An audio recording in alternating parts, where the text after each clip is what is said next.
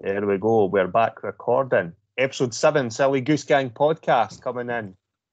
Chris Wright joining us and Stevie Harris. How's it going, mate? Good, guys. Good. How are you? All right, eh? Well, I'm good. Distinct lack of beer on your part there, Ali. I Me and know. Chris are both fucking sussed. Beer. I'm thrown off by the fact that you're calling him Stevie. I've never heard anybody call you Stevie. I know. In my entire I'll go life. back to Harris now that I've said it, eh? Start again, aye. Aye, I know. Take two. We'll go with Harris from now on, eh? Yeah. So, as usual, we thought we'd get some of our interesting mates on, but there was no one available on a Sunday, so we thought we'd jump you on Harris just for a chat. Appreciate that, bud. Cheers. Aye. We'll get someone Seconds in, first dig. No bother, I'll remember that. I'll note these. To be fair, that's exactly what happens when we're rolling. When we're rolling at the gym and there's nobody else available, I'll go for Ali. So it's like a rest round, eh? It's a rest round for everyone. So we thought we'd get you on and have a bit of a chat. So I've not got a lot else to do, really. So, I mean, that's why pretty much me and Chris said that's kind of why we started the podcast, eh? We'd been talking for months about doing it, and just everything else gets in the way, and now all we had was time, so it's a good idea. Pretty well so far. But there's only so much box sets and shit you can watch, eh? Like, this will break up the night a wee bit. It's the same shit every night. It's getting boring now, eh? So Drinking, eating. We've potentially got a couple of cool people to come on next week, so it should be quite interesting. And the clues there. We want to play a wee game. Guess the next week. You know what? I don't like announcing anything in case they end up saying I just can't be asked doing it anymore, mate. And then you go, fuck no, like a right twat. You say it's interesting. It can't be any of the other Goliath guys in because they're all boring farts, aren't they? We did ask Pat. I heard he chat it actually. He told me. Aye. He starts stuttering and going all Welsh with that accent and that. Put Pap on the spot and he turns. He goes like this weird Welsh accent. Goes all red. Starts stuttering. He'd be shite on this. Absolute shite. So. So it's actually people. I don't think people realise it's actually quite hard to have a conversation on camera and sound half decently interesting for an hour. It's quite actually quite a hard thing to do. So can't blame them. But I've seen the gym. Gym's looking pretty sweet now. I've seen the pictures on Instagram. It looks sweet. It's all carpeted and the prowlers up, and I've seen the prowler there now, and it looks like it's going to be good fun to push about. So. Fucking hell. Had a shot of them the other day, mate. Honestly, they're disgusting. Absolutely disgusting. I think I've done 5 sprints, so I think it works out about 28. So you're 12 metres up, 12 metres back along the lines of that. Give or take, I think I've done 5. I could fucking barely walk after it. Horrendous. Had about 50 kilos on it as well, but they things are going to be dangerous for the fighters. They're going to learn to love them, I think, in their fight camps. Things like the PTs coming on board and weight loss. Some of the equipment I managed to sort of acquire recently have been good. So I think there's going to be some tough nights for some of the boys, I think, and prep for fights and stuff. So good. How many? Do you ken like how many square feet it is for the gym itself or the unit? Because it seems to just be. I do believe it's potentially the biggest MMA facility in Scotland now.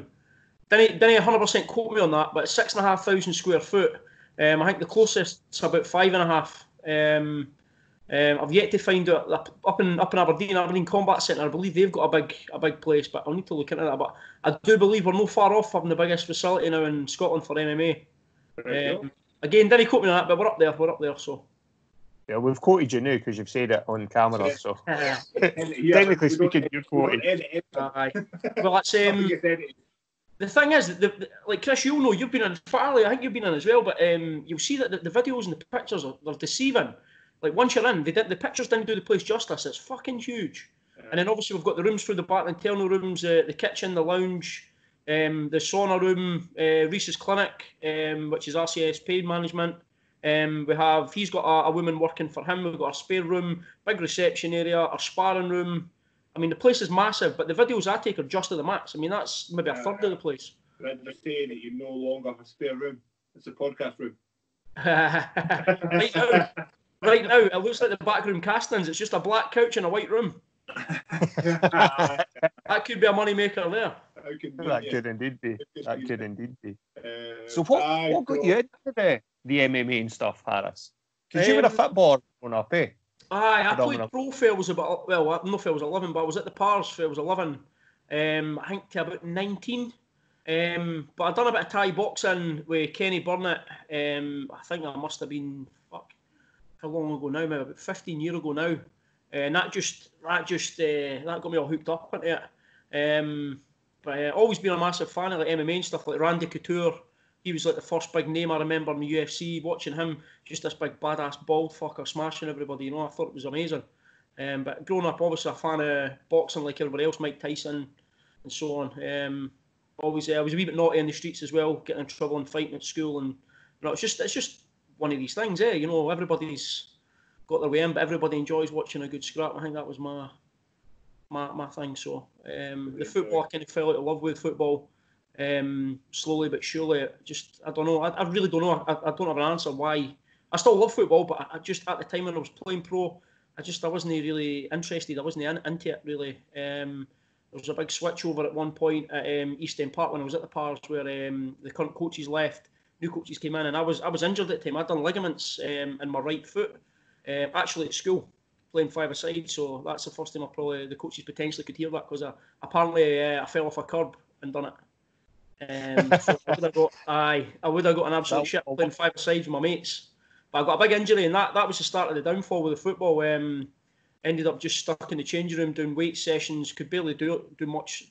Again, doing your ligaments in your ankle is probably the worst thing I've ever done. Like my foot was just like sort of dangling like that, and that was the start of the downfall. But that's when I started doing a bit of Thai boxing. I'd done a couple of classes a week with a good friend of mine, who's now a doctor. He was a doorman at the time, now he's a doctor. It's a different story. But he was a mad doorman. He was a goalkeeper on my football team actually. As we know, goalkeepers are fucking all historically daft. They getting smashed, football smashed in their faces daily, So he's a bit of a madman. But he done the doors and stuff, and eventually I caught up with him a couple of classes a week. With one of the local guys, Kenny Burnett, and that's where it just all kicked off really for me.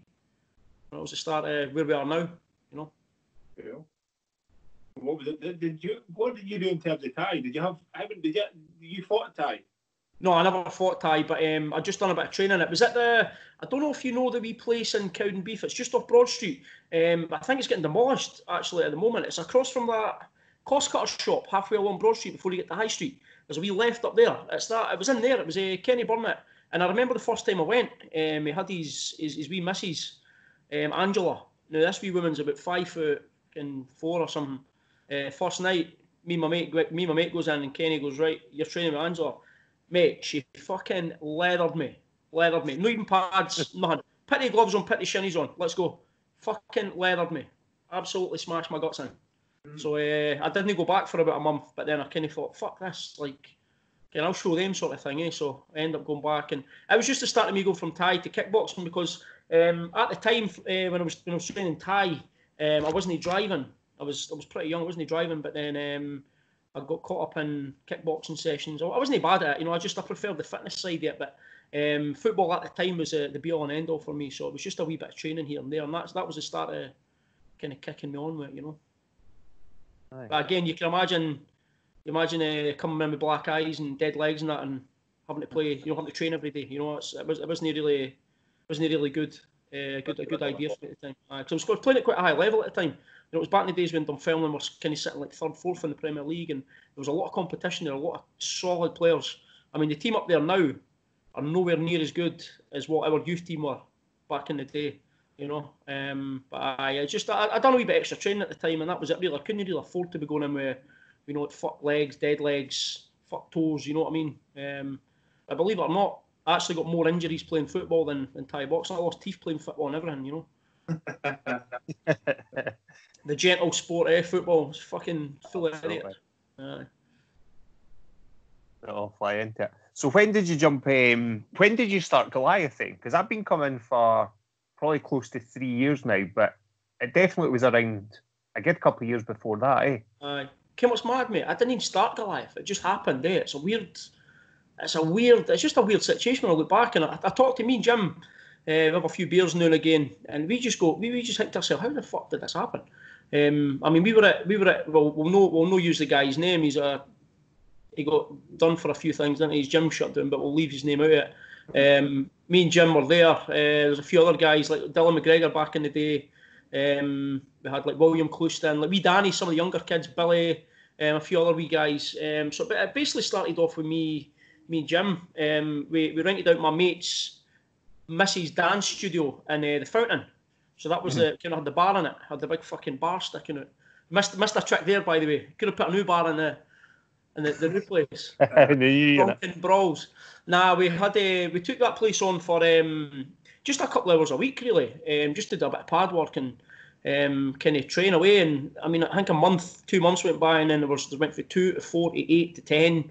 And then it caught on, and then that other gym got shut down for reasons we'll not disclose.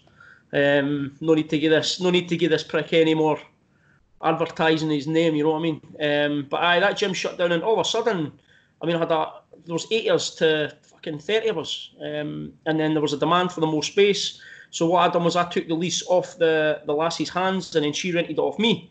Because I don't know if you remember, we had the Wednesday night and the Monday night where we had to rent the upstairs hall in the building. I don't know if you remember that. Yeah, I came when it was just you guys downstairs, eh? Aye, because we didn't train a Monday and a Wednesday. I left the dancers to use the place because she rented it off of me at that point. And it just went boom. I don't know. I mean, there's a lot of other places. It's kind of overwhelming to think about. There's a lot of other places about here at that time in Cowden Beef as well. You had like the Highlanders over the road. At Kenny Burnett's place, you had what else? There's plenty of boxing places about. Kickboxing gym, you had Gary Wilson, who eventually came on board with us for a bit there. Legendary guy. But I really don't know. I don't know how it just got so busy. It's such a it's such a fast rate. A lot of the best things just kind of happen organically anyway. Aye. You kind of spring up. You know, I mean, both our jiu-jitsu careers kind of come out of Goliath, and like the whole thing with John coming on board when we started the Dawn Brigade, where that came from to where it is now, the whole thing just kind of happened. There was never a plan. It just kind of happened, and that happened, and it all came together, and it's just kind of got bigger and bigger and bigger. I think as well how it kind of, it went boom was, I mean, at the time, I think it was a fuck about more than anything. It wasn't like I didn't have structured sessions. We'd just go in with bang pads. I'd help guys if they wanted some combinations, if they were their mind was going blank, and then it started becoming, I had to then structure classes and then structure weeks and then structure months, and it just went boom. But I think the reason behind why it went busy in such a shithole of a gym back in the day, the first place, was we had mice running about and shit. Like it was a dance floor we were training on with a bar hanging out. Like it was all stuffy, horrible. I think it was just the general atmosphere. Like we go on the bay. Like, I'm no bigger than anybody else. I didn't have that coach's fucking ego. I mean, I think it was the fact we go and we just have a laugh with bang pads, we got a sweat on and we go home. There was no issue. As you know, the atmosphere in Glasgow is something I pride on. I pride myself on a really good atmosphere. I make sure everybody's welcoming to new people, and it's always a joke and a laugh for me. I'm never serious in the place, never serious. But it's I think that's what it's about. The way I kind of look at it is, if you remember at school, we all had that prick teacher that we absolutely hated. That would be the teacher that you'd have shite grades.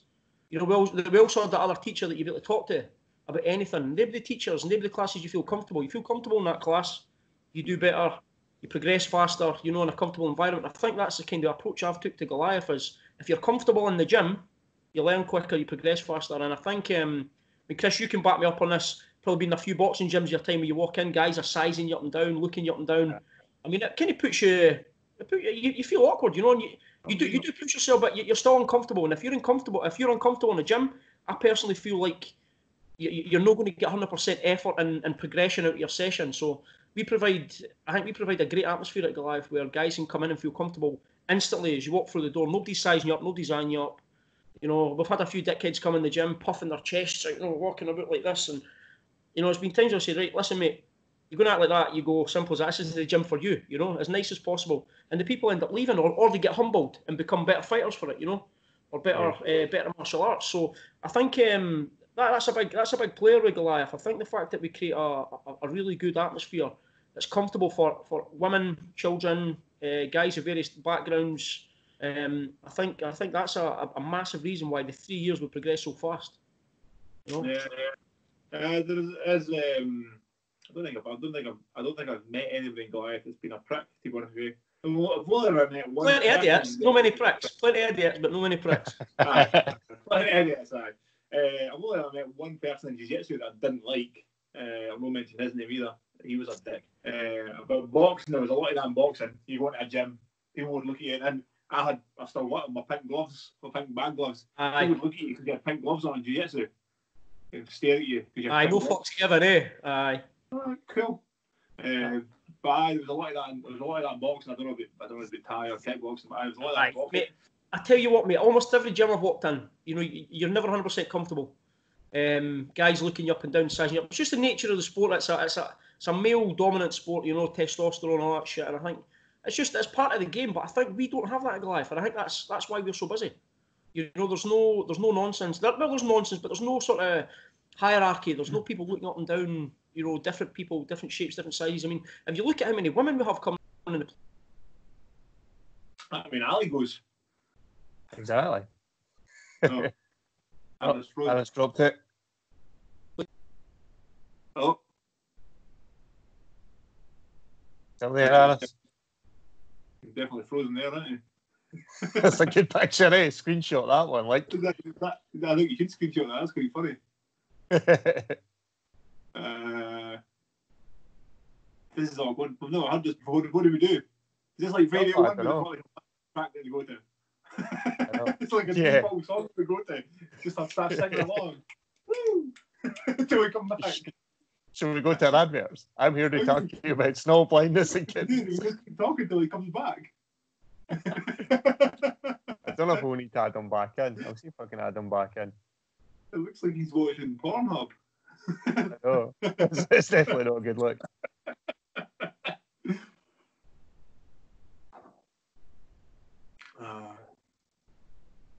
Well, this is not professional, Ali. No, it's definitely not. It's me letting me add him back in, eh? Alice is left. I can add him back in there. Alice has left the building. That's fine. I can add him back in there. This is what happens in live television, guys. Indeed. Indeed. That was quite funny. I couldn't have frozen a better picture of his face. Sorry, boys. You hear me? You get you back here. We were just saying I couldn't get a screen cap of it because I was trying to reload it, but you look like you were mid Pornhub session. Oh, he's on a dodgy face, didn't it? It was a total. It was brilliant. Who says I've got trousers on under here? Exactly. Never can see through there, don't they? All that talk about like baby grows and fucking dodgy spats. Absolutely. I know. But I think it's interesting though you're saying that you never planned on Goliath, because obviously myself came along, like say a couple of years back with Aaron, in the old fountain when it was in the dance studio and stuff, and you never really think about how it all started, where it all came from. It's just there, eh? It was actually big. It was big Owen Evans that put me on to it, because I've no Owen's full work, eh? And he had tagged himself in at Goliath, saying, "Giving this Brazilian Jiu-Jitsu a try." And that's what got me back into it, and back into Goliath a couple of years back, eh? Aye, but Reese as well, and Reese joined us as well, come on board, just doing me bits and bobs. But aye, it's mad to think that we were pretty much none, you know what I mean? Nothing to some major in a short time, you know? And if you look at the facility, the difference of the facilities it's madness. Mad. Yeah. Sometimes I can't get my head around it. I mean, I was at that time when the gym kicked off, you know, I just started uni. You know, I was doing law at uni, and obviously the plan was to be a lawyer in the end run, you know. Now that gives me the book to think about, sitting in an office with a suit on, and you know, like just wasting away. Like in my own head, obviously people do this day in day out, but in my head, that's probably the most opposite of scenarios I'd like to do with my life is actually be a lawyer now. You know, it's mad. It's mad how just 3 years have changed. You know. Yeah. I think if people don't like, that's the worst thing in the world. If somebody goes to their work on a Monday morning hating their work, not wanting to be there, that's the most soul destroying. That'll kill dreams quickly. Really quick. Somebody going up to their work on a Monday and just going, I've worked for myself now for the last 10 years. I mean, 100%. I keep saying to all the young lads in the gym, like pulling them aside. They didn't come out today with themselves. And I keep saying to them, didn't decide, because it took me till I was about 28 to decide what I wanted to do. And even at that was going into law. And I'm thinking, fuck that now. You know what I mean? Fuck that. Yeah. I keep saying to young boys, they're lucky. Like Jamesy and Lewis and that. Even I was talking to Owen about this, about using their skill set and using their knowledge of fight camps and nutrition and getting fit. Go to college, get that sports nutrition degree. Go to university. You know, like train when you want, study when you want. You know, because at university they're able to. That's how I was able to build the gym.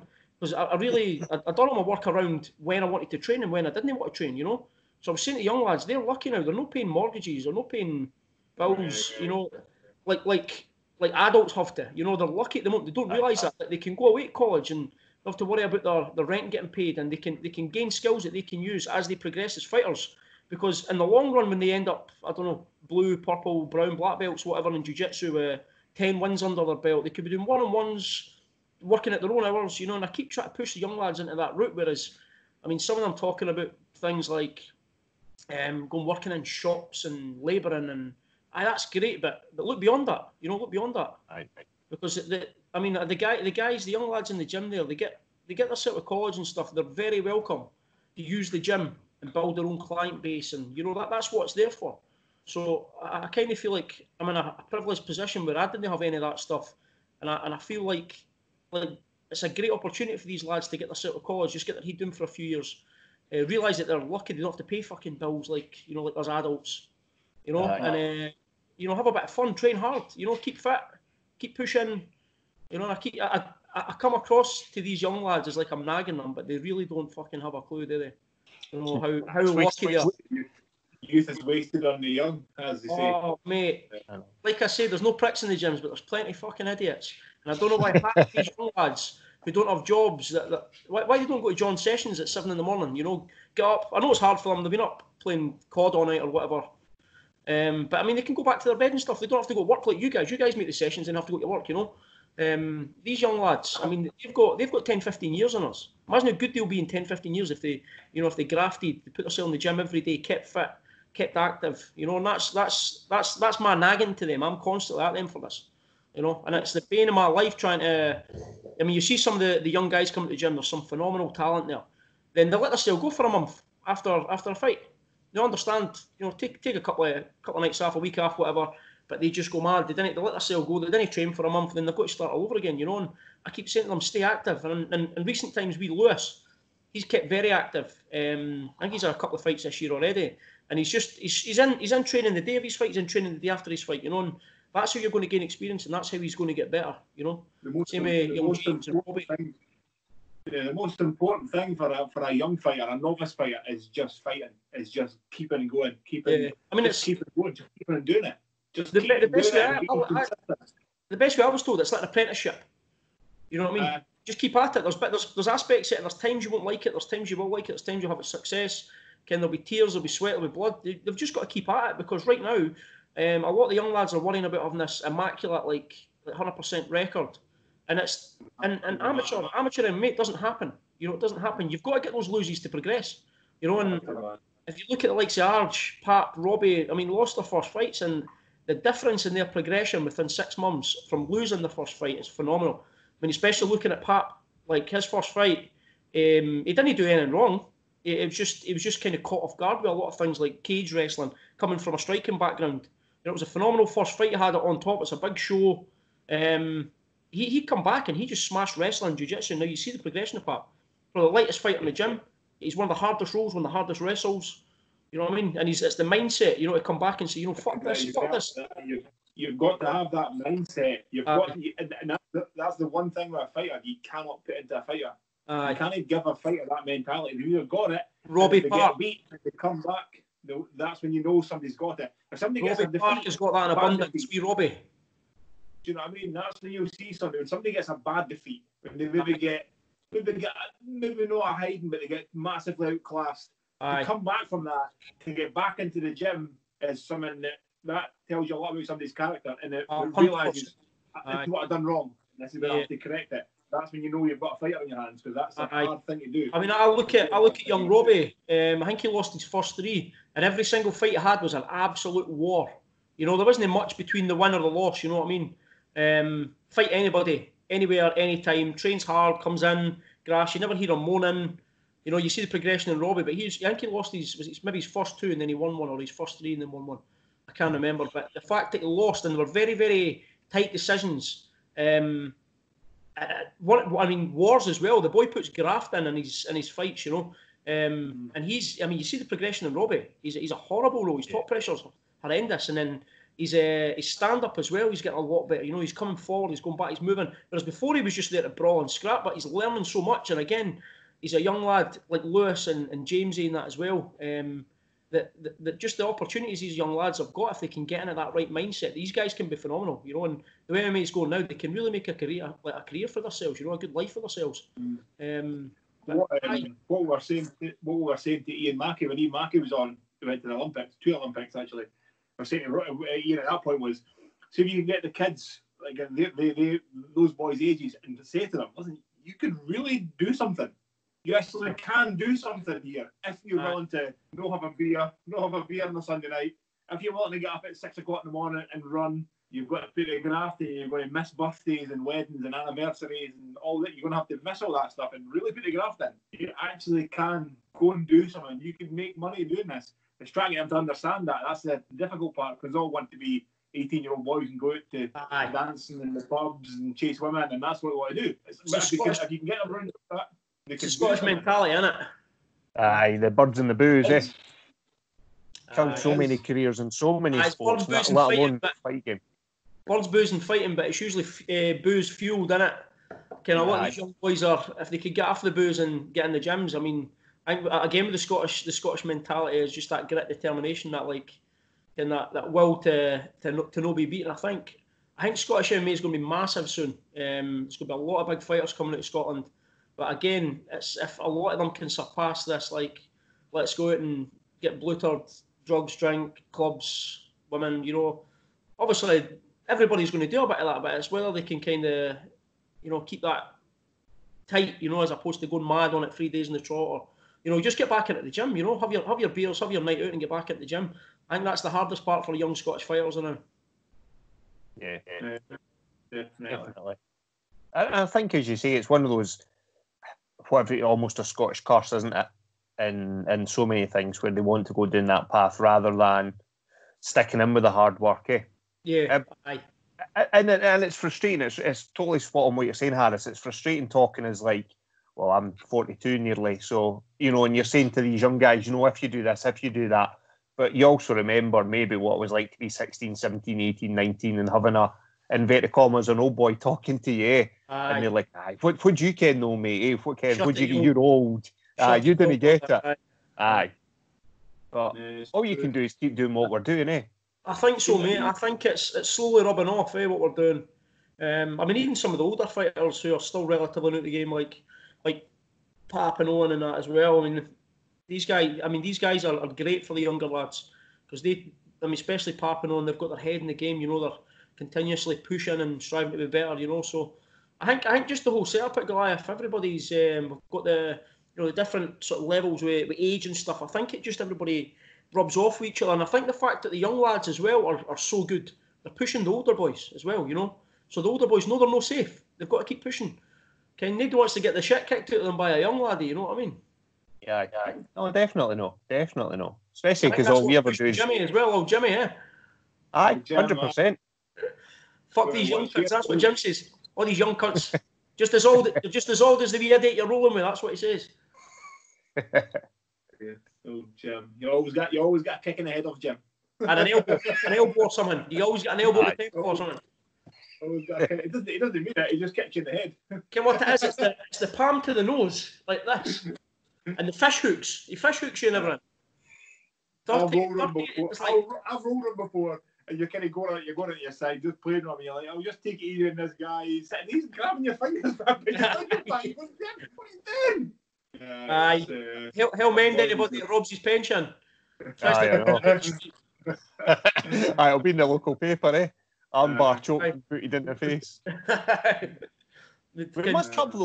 We must have at Goliath one of the biggest, like in certain classes, there must be the biggest age range out of just about any gym going. When you think, like you say, you've got boys like Lewis and that have just literally just turned 18 and, a year or so younger.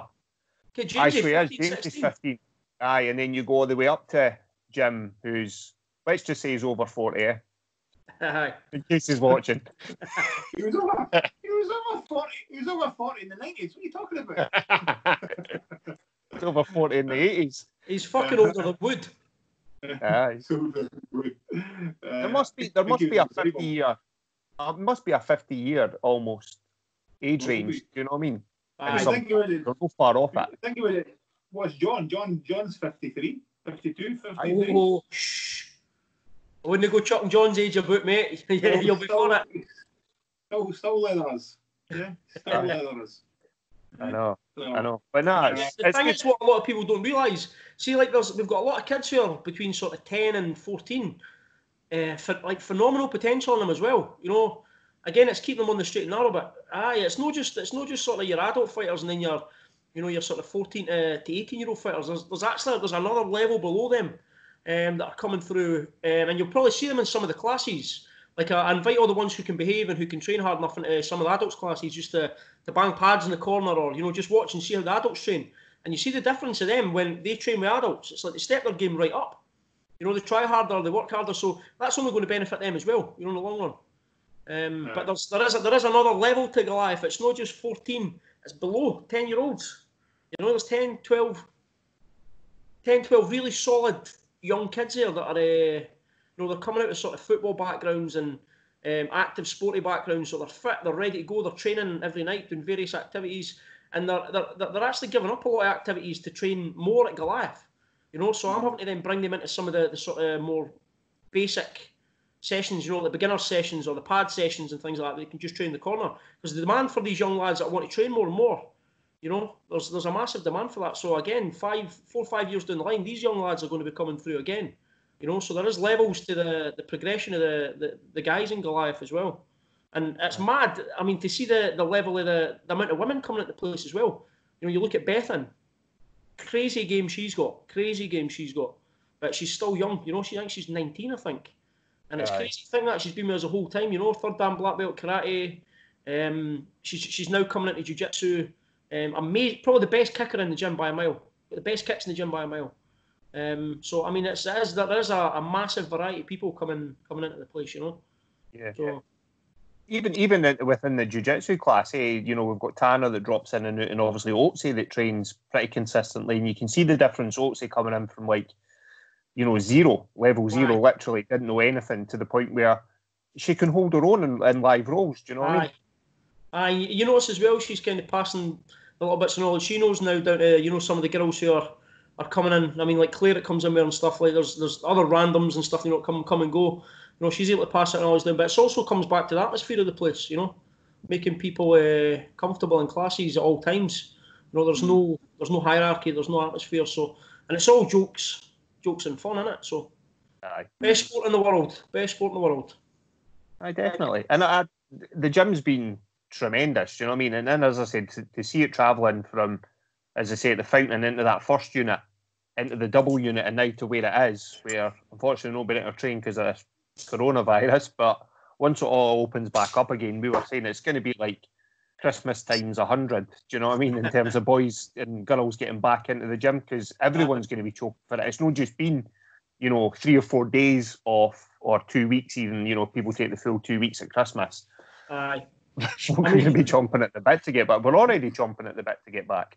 I mean, see my phone, mate. I've got to charge it 3-4 times a day. The amount of people who are talking within group chats, they're messaging the gym, asking about timetables, asking about memberships. When we're opening, like a lot of this shit I don't have answers for at the moment. But one thing I know, the gym will be ready.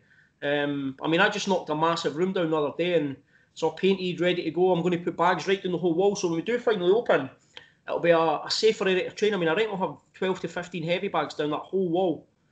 Which means there's no contact. Guys, we can hopefully get in early. Maybe have to limit the numbers of classes, maybe do 2-3 times the amount of classes. I mean, like our pad sessions we do on a Monday and a Thursday. I think they're going to be viable. I think when all this shit calms down a bit, I'll maybe have to do like 10, 12 people a session and just keep everybody spaced out. Maybe have to do 2 of them a day, maybe 2 of those sessions a day to allow the demand. I think John, I spoke to John today actually. He was talking about potentially doing small group sessions, but maybe doing 2 or 3 a day as well. We'll get through this. We'll definitely get through this, and I think we're a lot busier. Going by my, the Goliath page, my phone stuff, it's madness, the demand, and I think people have took for granted what we actually have now. People realise once it's taken away, they realise how good the gym is, how good the atmosphere is, how close everybody is. It's not just a gym; it's a proper community as well. But I think the sooner we can get back, the better for everybody. But one thing I'll guarantee, there'll be a lot of new toys in the gym. It'll be fit for purpose. It'll be ready. It'll be fucking glorious. It'll be here first. Hopefully the sun stays out as well. Because see when the sun comes out, you know the big skylights we've got? The place is amazing. Yeah. It's brilliant. It's all lit up and get the doors up. Potentially get a wee opening barbecue, a few beers or something maybe. Once social distancing is over, obviously. Getting the Dawn Brigade back on the go and getting them back in at 7 o'clock. Maybe a wee bit earlier, I don't know.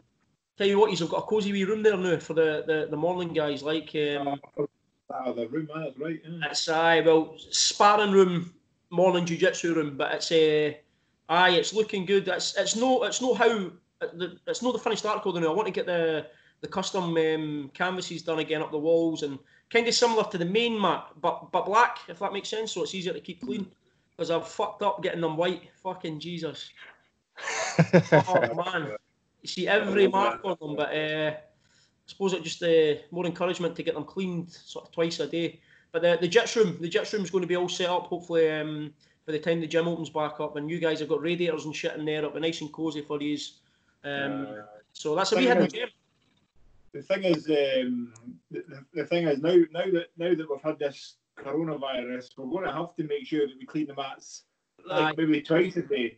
You know what I mean? They're going to have to be cleaned twice a day. They're going to be done before, and I'm going to get the squad to do them after every session. Because if we've got 10 bodies there, they'll take 2 minutes. But it takes 2 hours. If you've got 3 or 4 mops and there's 4 boys can grab it, it's not going to take long. 5 minutes. Just take a quarter of the mat each and do them. We're going to have to do that. We're going to have to make sure that's done to put everybody's kind of mind at ease. But I think as well on entry, I think if people sort of antiseptic, their hands, their feet, points of contact are going to be on the mats. A lot of people before this happened, I started making sure everybody was putting their feet in Dettol and stuff like that. And there was a couple of mumps and moans, but what they don't realise is that's the point of contact. If their feet are touching something in their house or someone or somewhere, or they're dragging whatever that may be, maybe not coronavirus, maybe something else into the gym. So I think if people are going barefoot, they must Dettol their feet, their hands, all the points of contact that are going to be on the mats. I'll make sure the mats are clean before, and then the whole team, I think, should be all chipping in after the session. Sweep it, a couple of guys sweep it, a couple of guys mop it, and then we're ready for the next day again, But I think there's going to be a lot of things have to be put in place to get set up again. Smaller groups, maybe more sessions, a booking system. Again, I was talking to John today about this. But I will be ready to go. There'll be lots of things put in place, and we'll be open at the soonest point of this. I think the sooner the better for everybody's sanity. You're saying you've got some good seminars coming up. Yes, mate. Aye. As you know, a lot of beer's been consumed over this period, so you get braver on Instagram. I'm just chatting to everybody, mate. Just seeing who's messaging back. So there's a few right now. Actually, I'm not going to say because it's not confirmed, but I'm not going to say what sport either. But we've got potentially a world champion, recent world champion, potentially coming to do a wee workshop seminar. I've already got like Liam Harrison booked in, Saul coming back up, good friend of the gyms. Who else have I got? Shit. Paul Semtex Daly potentially. He's very keen on coming up. Depending, a lot of these guys are saying once all this is over and done with, they're probably going to be inundated with calls for shows and fights, and so pending obviously their fight camps and stuff. But there's a lot of interest. There's a lot of guys potentially coming up. Potentially a UFC star and a boxing star. There you go. There's your clues. And I'm hoping potentially speak to John and maybe see if we can pull out a big BJJ name, including Dan. Although we were quite close. We were quite close last year to Dean Lister. Mate, pulled out last second. I know. We were quite fucking close to that last year. He pulled out. I was raging with that because apparently he was over in Dublin. I think he had a few beers and he just thought, fuck this, I can't be arsed going out there. You know what I mean? I think he was out partying and he's probably thought, fuck this, I'm not flying to Scotland tomorrow. And it was literally, I think, about 24 hours within, how many roughly, for what I remember. But there'll be a few big names coming in. You think we can get these guys to come and do the podcast? 100%, mate. 100%. Soul do it, aye. Well, what's interesting with Saul is he's a Bolton lad. My dad's from Bolton. In fact, actually, I'm wearing Bolton shorts. That's the shorts I've got now. One of the shorts. Mate, Saul's gold, mate. Honestly, he's a brilliant guy. When he stayed at Mabbott, I think it was the second seminar he done, and he didn't give a fuck. He was lying on my couch with my wee girl's like princess covers on, and just not giving a fuck, drinking beers, and just honestly, he's so down to earth. Good lad. 100 stories to tell about the days of the Ultimate Fighter, training with Conor McGregor and Kavanagh and all that, and after parties, you know, the rap party at the Tough Show he was on and stuff like that. So many stories to tell, but he's also down to earth, and you'll see any MMA guys will tell you the amount of time he's willing to put in on a seminar day. Because we had a few guys who have literally on the 3 hour mark, they've just fucked off. You know, whereas Saul was there 3 hours after the seminar once, just helping me guys out with bits and bobs, questions, scenarios, you know, helping them with their game, and he's just a good guy. So he'll be on the podcast. I reckon potentially Harrison as well. He seems to be doing quite a lot now.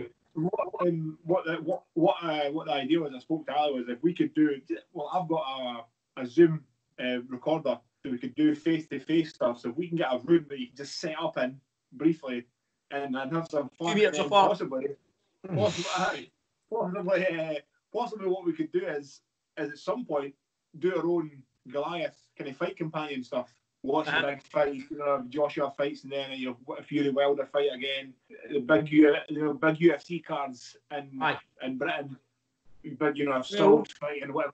Did Louise go pull at the spare room card there in the gym? There's an empty room there, is there no? There's a wee empty room. Right now it's the casting couch.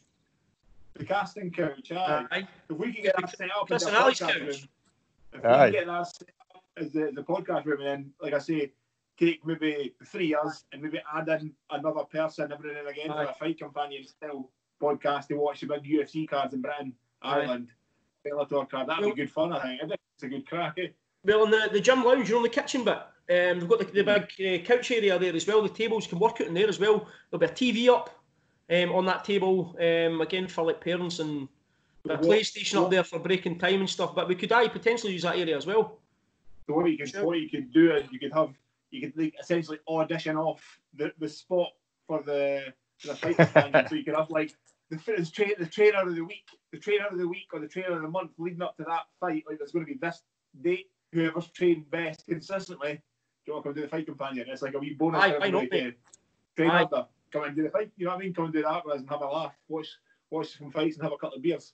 Definitely. That sounds like a shout. I think though the podcast thing's a good idea. I think just getting some of the guys for around about the gym as well. You know, get like your random guests and stuff, and then be good as well. Be interesting towards like sort of fight nights and after fight nights as well. Get the guys' views on it all. And there's a couple of characters in the gym as well. So what the difficult part is getting some of the boys. It's very difficult, and I don't think people understand how difficult it is to actually try and have a conversation knowing that it's getting recorded for people to watch. So it's quite people a lot of people will just kind of go, well, I'll punish the boy, and my plan is to win. I don't know where to look, so it's quite difficult. I'm gonna work hard. It's actually quite a hard thing to do. So, but what are we? There's a big that combat fights and stuff like that on. We could have, if we've got the room set up in the gym, we could maybe put our own Goliath promotion videos out with the guys, where we could do it, and we could sit down and have a talk with them, how's training going, how do you feel afterwards. We could do that kind of stuff. You know, the combat as well. I mean, I talk to Stevie Clark pretty frequently. You know, we got on pretty well. So even getting like Stevie on before an Art of Combat show and talking about local MMA and stuff. You know, he goes back a long way. You know, I think it's a good idea. I think it's good. Aye, definitely. But there's a few guys in the gym I'm sure would be happy to get involved as well. Like I say, we could figure it out when we get back. But there's a few good ideas there that we could. But even maybe look at it now. We've got a few new coaching acquisitions, couple of signings to the coaching team. So you've got Blackie, who's a phenomenal. I reckon his mindset alone is an amazing acquisition to the team. Very intense character, loyal as a dog, like really good guy. Great guy to have on board. Obviously worked with Ross Houston up in Inverness and stuff, and then we've got Emsley as well, who's back with us. He's going to be coaching. Reese, you know, you can you'll get if Reese is on form, you can you'll get a laugh out of Reese. John and myself, so we've got 5 years on the. Is Emsley coming back full time? Yeah, I think so, mate. Aye. He would take it. Is he going to take like the Tuesday night class or something? To be honest, mate, I'm going to change the timetable up, but I don't know when we can go back to a full timetable. It's all time dependent, but I'm going to add some classes. We're going to have some extra stuff. I know for a fact Reese will be teaching on a Tuesday. His new clinic's going to be within the gym again, so Reese is back on board again. So it was Wales in the old gym. He went and done his own thing. It's been good for him doing his own thing, I think, but he's had a couple of issues, shall I say, here and there, and I think he's comfortable back in the team again, back in the gym with the boys, you know, and obviously I've known Reese a lot of years, so I think you know, we help each other out working together in the gym. So I think he's back now, and he's the reception here in the clinic's looking awesome. You can hear that place looking amazing. It's like a fucking interior designer, that fucker, isn't it? The place will look amazing. But he's talking about he really enjoys teaching again, and he'll be doing some one-on-ones and helping guys for fights. But I think he's going to be doing a Tuesday. We've got beginners programs. Obviously, I'll be starting back up beginner sessions, or MMA sessions. I'm going to have fight team specific sessions. So it's only really going to be for guys who are at a stage where we can be doing a bit heavier sparring, live rolling, drilling, you know, a bit more ground and pound sort of fighting. So I think those types of sessions would suit Lee a bit better. The MMA sessions, the more active sessions. So we've yet to kind of sit down and figure out who's doing what. And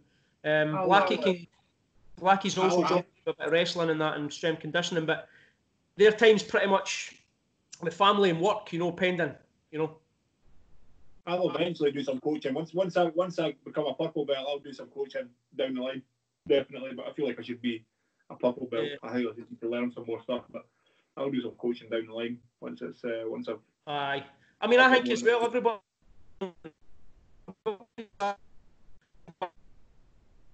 Oh, you froze again, Harris. No, it's only got the face again. I'm going to screenshot this time. Oh man, that's a good face. Jesus. See me drop back in a minute. Dropped off again. Sounds like he's been busy. It sounds like he's been busy though behind the scenes. It does indeed, eh? And I think it makes sense having multiple classes as well, because we're going to have, there's no just the one mat anymore. You know, there's the big massive mat. And then there's that sparring / jiu-jitsu room. And what you'll probably find is, see, during the summer months, like, I don't know what's lying about in terms of spare mats, but you could probably throw some mats outside in the summer, like a day like today. Let's chuck some mats out, you know, the jigsaw mats, put them outside, just let's roll outside. Why wouldn't you? Do you know what I mean?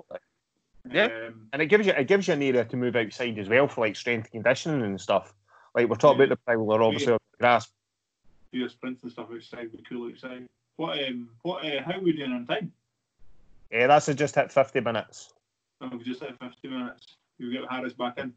I'll just add him back in, and then we'll start to wind it down, I think, because that's twice it's dropped out the old Harris is. He needs to get better. He needs to get off the dial-up, get on the broadband,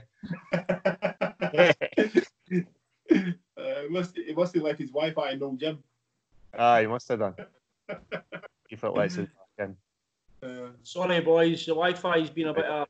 You want to pay your Wi-Fi bill? Oh, Jesus Christ. I'm trying to pay the fucking gym bills first. Fuck the Wi-Fi. Keep this gym alive, mate. So I mean, I'm sitting here with no trousers on, you know what I mean? What's funny now is we can't even see your face anymore. We just see you. Because you've dropped off camera. Are we good? We can hear you, but you've not got your camera on. There we go. Is that as new? Now. Still not the choosers on, boys. That's all right. That's what I was saying. You need to get yourself into the broadband world instead of dial-up. Aye. He's got a 56k modem. I'm still trying to adapt to this new 5G on the road, mate. Yeah, is that what it is? Aye. Then he goes in, I'm not talking about 5G. Is it maybe no Owen charging up your street knocked all the broadband out there? That's why he's running like fuck, man. He owns the generator. Owns the broadband generator for Toon Hill. Fucking sprinting up that street, making sure everybody's got Wi-Fi.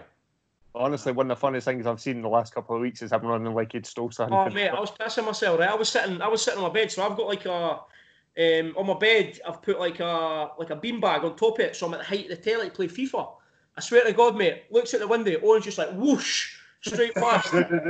So I phones him, I was like, mate, was that you running past? He's like, aye. I was like, go and do it again. So he ran down the way, I missed him. He ran straight back up again, and I caught him again. Fucking pissing myself. But the thing is, he wasn't just running, he was fucking stomping right up that hill. You could feel the stomps, eh? He's a madman, he's doing some running, that boy. He was going for it, like. He was definitely going for it. And what was saying before I got cut off? Oh, fuck knows. Fuck knows, aye. We're just talking about the new classes, new coaches on board, Goliath's looking good. And then when you were off, me and Chris were saying, like, we're talking new timetable, if we've got the big matted area, plus the sparring room, plus the outdoor area if the weather's nice, it just gives you a lot more flexibility in the gym as well as a unit. Do you know what else is big new? The strength and conditioning equipment we've got now. I mean, there'll be a lot of new surprises, especially for you, Chris. There'll be a few things added very, very soon that you're going to be you'll be going off your tits at. I mean, we've got some things like assault bikes and stuff like that, treadmills there, a couple of other things. I'm not going to tell you, I'm going to let you come in and see. But there'll be a lot of strength conditioning equipment there, cardio equipment, plenty of bags compared to the last gym. There'll be a lot of new stuff there. So I think we're going to have a few PTs on board as well, working at the gym. And then Blackie's a man. You know, he's you've seen recently with Chicken that he's been doing programs for some of the guys and some of the weight they've lost in this. I mean, these guys are all drinking in their hussies and still the results are amazing. Chick as well, he's done very well with his diet, and it's all down to Blackie. You know, the guy's brilliant. Highly recommended. I was liking Chick's Corona cut. I like he's came to the dark side with me. I'm going to have to do it. We got to stay in this. Oh, boys, you ready for this? Oh, come on then. Look at this. Oh, look at that. You look like Skrillex. Skrillex? Aye. Fucking Fat Hitler. Fat Mac. Aye. There we go. Bad. So bad. Like I've said, it's usually tied up like that. Aye. What I was saying was, is there any mats? Is there any loose jigsaw mats that we could throw outside? See, on a day like this, that we could just chuck outside? I've still got some of the black ones there. I think there's probably about 5 square foot, maybe. So you're talking maybe 50 mats here. Aye, you still maybe get 3-4 pairs rolling on it. But aye, there'll still be mats kept over for that.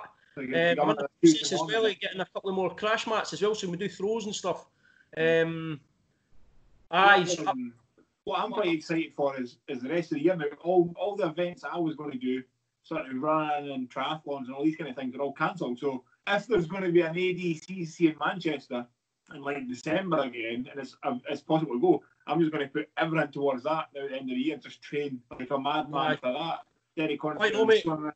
So what's that can happen? Maybe look at an SGI. Aye. See if I can tear some people's legs off.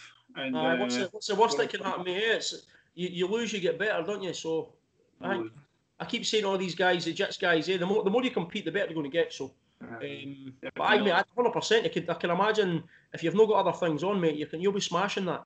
You'll be smashing the training. We did it last year for Naga. It was good fun, just concentrating out. That was the first time, like since I boxed, that we just trained for one thing. Like this is the goal, this day, and just go for that, and then just train like a crazy person.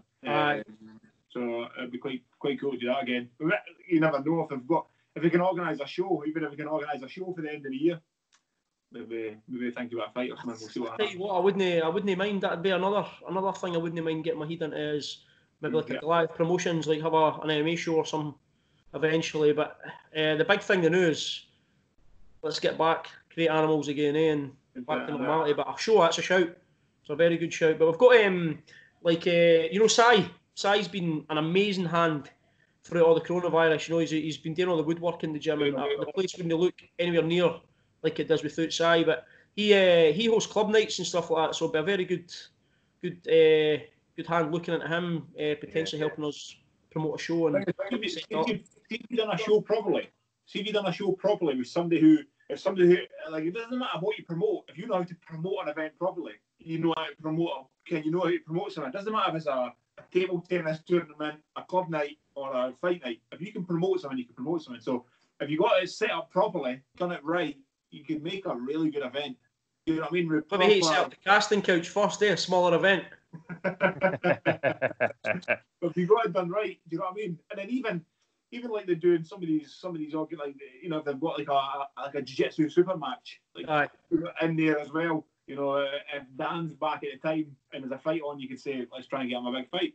And Scotland would be cool. Things like that. Do you know what I mean? Try and get ask all the local kind of good guys if they want to get involved. You know, I think the big thing now is the venues. Yeah, it's trying to get a good venue. And I think the stigma that comes with MMA, a lot of people who have these venues, I don't think they understand how sound MMA guys are. You know, they're no thugs. It's the idiots who don't know that are the guys that are causing trouble at these events. You know, I think there's a lot of stigma with it. Here's a question: How big's the grass at the side of the big marquee? How have you got a marquee up? Aye, fight in the sun. There's a car park. You've got a marquee. Aye, that's a shout, mate. It's massive. It is. That's no idea how big that is, but that's massive. A big area there, eh? Marquee up there. There's a car park there. You got a bar set up. I'd imagine though the Fife Council, we all know that they're not the best. I'd imagine they'd cause a few issues with that. I'd imagine. Aye. Keep it quiet. Aye, no, that's another thing that could potentially go ahead in the future. But that's what I mean. It's just went from a few years training to all these endless options. Mad. Yeah. It's mad. Very cool. Well, I'm running out of stuff to talk about now. It's always it's hitting that hour mark, so that's why it keeps going out. I think it's been like every 20 minutes this is cut to do, eh? Yeah, it's all right. We've been nice to record all the way through it. Me and Chris have covered chatting in the background, but an hour's about the best. Everyone seems to enjoy watching an hour of chat. So just as we're winding down then, if anyone wants to find you on the social media, look up Goliath, where they're looking for. Goliath MMA on Instagram, Facebook. Anybody's got any queries about joining the gym, any fears, there's a lot of guys in Dunfermline who come to the gym. There's guys for Rosyth and Inverkeithing, Glenrothes, Thornton. We've got a guy that comes as far as Strathmiglo. There's a lot of guys travelling, you know. There's a lot of people out there who as well will talk to you if you want to come.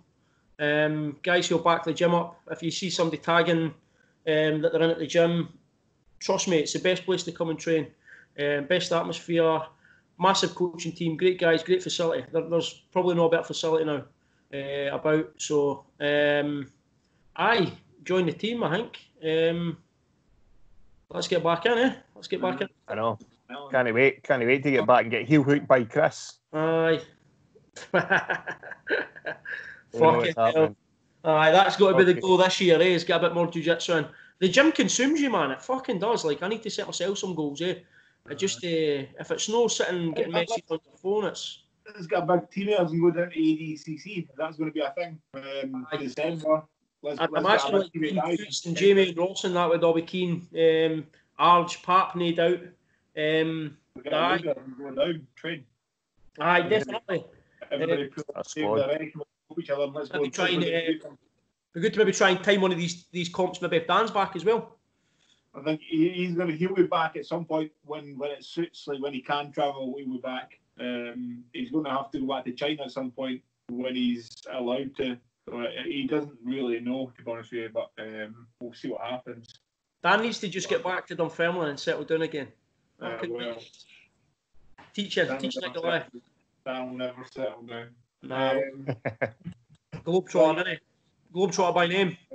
He is. Right, I need to go. I've got stuff to do. No worries. It was good. I feel lazy now. We're going to run a bit to go in. Right, gents. Cheers. Episode 7 in. Thanks very much, guys. See you later, boys. Cheers, Aaron. See you later.